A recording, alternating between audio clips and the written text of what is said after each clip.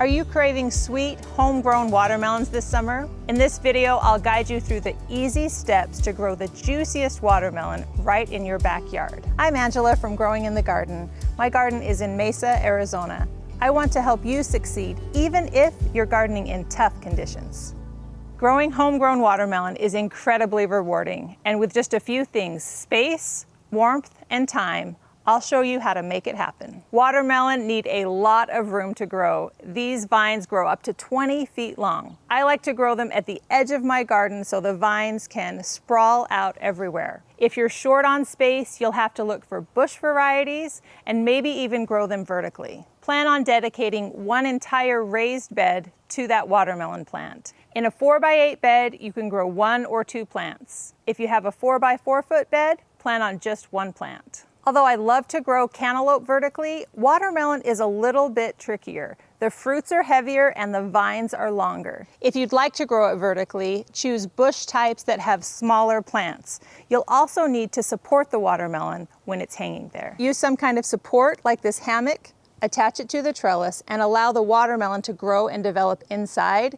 This hammock can support that heavy fruit. Take a look at the seed packet and it'll tell you the size of the vines. Mini Love is another excellent choice for growing vertically or for growing in containers or small spaces. And Sugar Baby is a very popular option for small spaces. Watermelons also need plenty of warmth. They love the heat. Wait to plant until after your last frost in the spring and the soil is at least 70 degrees. It's important to know how long your warm growing season is.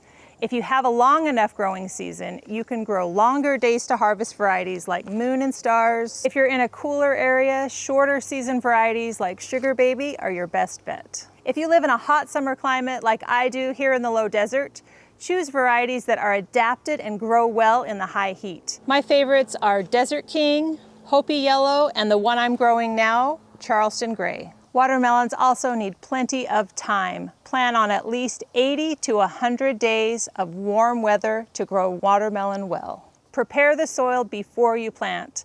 They like loose, well-draining soil that's rich and full of nutrients. Add in compost, aged manure, and worm castings before you plant. If you're not sure, it's a good idea to check your soil's nutrient and pH levels before you plant. Sow 2 to 3 seeds, about 1 inch deep. They should emerge within a few days, and then you can thin that to the strongest seedling. If you're in a cooler climate or have a shorter growing season, starting seeds indoors can give you a head start on the season. Start seeds indoors 4 to 6 weeks before you're going to plant outside. Don't let those seedlings get overgrown.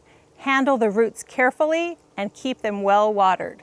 They don't love to be transplanted, but if you handle them carefully, they should transplant just fine. Watermelons really live up to their name. They need lots of water. Do not let the soil dry out, especially when the fruits are forming. Aim to water deeply so those roots can grow nice and deep, and then let the top inch or so dry out before watering again. It's not always possible, but if you can cut back on the watering the week before you harvest, the fruit will have more flavor because it will be more concentrated. But if you have other fruit growing, go ahead and keep watering so that they can continue to grow. Start with rich soil, and once the plants begin flowering, it's time for a phosphorus and potassium-based fertilizer.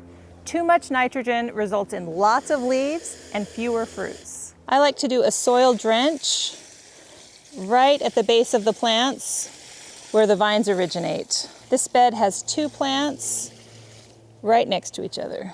Add a nice thick layer of mulch to the bed so that moisture stays in the soil. Let the vines grow. It might be tempting to cut them back to keep it nice and tidy, but those vines are what are providing the energy for that growing plant.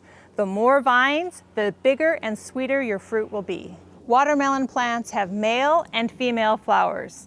Pollination from the male flower to the female is required. If you don't have enough natural pollinators, you might need to hand pollinate. I like to plant flowers on the ends of my beds, and that brings in the bees, and pollination usually isn't a problem. If you're finding that the female fruits are withering and not forming fruit, you may want to hand pollinate. So this is a female blossom. You can see it has a bulbous stem. That's what's going to develop into the watermelon. Looks like a little teeny watermelon right there with the flower on the end. This is a male flower. Notice the difference in the stems. This stem is thin and doesn't look like the fruit. If you're having problems with female fruits falling off and not being pollinated, you can remove a male flower, pull back the petals, and transfer the pollen to the female flower. Generally, the bees will take care of this for you and you don't have to worry about it. For most varieties, limit it to 1 or 2 watermelon per plant. That means if you've got extras, go ahead and come on in and remove some of those so that the ones that are growing can get larger. I thought I had 3 fruits growing, but I've just discovered this 4th one here and I'm not sure which plant is what. So I'm gonna go ahead and remove it because I want these larger fruits to keep growing. It's hard sometimes to do this, but the remaining fruit will be more delicious. If your season is wrapping up and you're getting close to that first fall frost, remove all but the largest fruit so that one can grow and develop before it freezes. Watermelon vines are extremely frost sensitive and don't like the cold at all. Unfortunately, pests like watermelon too. Here's a few to watch out for. Squash bugs. Come out every day and keep an eye on your plants. If you see one squash bug, there's probably more and there's probably going to be eggs. But if you come out and check every day, you're going to be able to catch them before it becomes a problem. Aphids can also be a problem on some of the older leaves, but I found that the beneficials will come in and take care of those and you really don't need to treat for aphids. The best defense against all of these kinds of pests is keeping your plant healthy.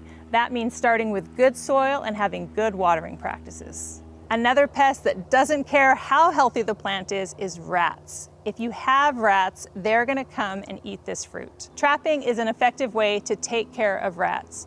You can also wrap the fruit in bags and that may help, but really you have to get rid of that rat problem. You'll know you have a rat eating your fruit when you have a hole in it and lots of little bite marks around it and they are messy. And there's nothing worse than this beautiful fruit damaged by rats. There are also plenty of pests in the soil like roly-polies that like to eat through your beautiful watermelon. So keeping it up off the ground with a cradle or cardboard or really anything just to get it up off the soil a little bit can help prevent those kinds of problems.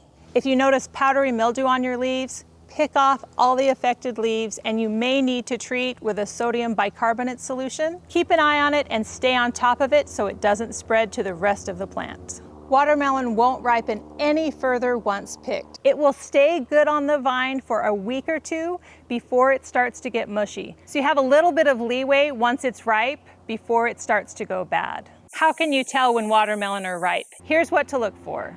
In the bright green varieties that are resting on the ground, if you turn it over and that spot on the back that's white has developed a nice yellow color, that's a very good indication that it's ripe. Unfortunately, these Charleston Grays aren't gonna give me that, so I have to look for some other things. My favorite way to tell is to look for 3 brown tendrils coming out from the stem next to the watermelon. That's a sure way to tell that your watermelon is ripe. You can also thump on it, but it's hard for me to hear that hollow sound. But if you train yourself, you might be able to tell the difference between a ripe and an unripe watermelon. The sheen on your watermelon will also change from shiny to very dull. Knowing when to harvest can be tricky, but use those signs to help and use your experience to help you learn even more. If you're not eating your watermelon right away, store it on the counter, not in the fridge. The taste and texture will deteriorate when it's in the fridge. Before you want to eat it, pop it in the fridge because there's nothing better than cold, fresh watermelon. Once that watermelon's cut, it should usually be eaten within a couple of days. If you have lots of extra watermelon, juicing it is a great way to store all of that flavor. What's your favorite variety? Let me know in the comments. And a plane. Do I need to do that again? Yep. Okay. Okay, I'll keep going. There's a little hummingbird right there.